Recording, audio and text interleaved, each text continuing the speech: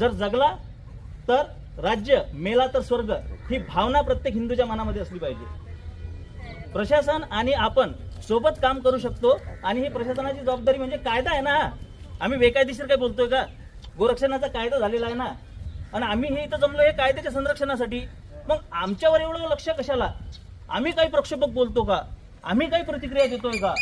अरे का प्रतिक्रिया प्रक्षोभक आली तर काय समस्या आहे? क्रिया का घडली हे शोधा ना, आणि ही क्रिया वारंवार का घडली हे पण शोधा.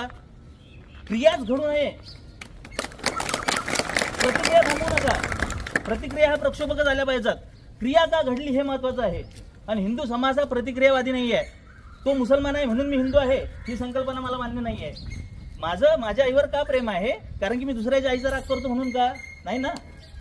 माझ्या आईवर प्रेम आहे कारण की ती उपजत भावना आहे, उपजत संवेदना आहे.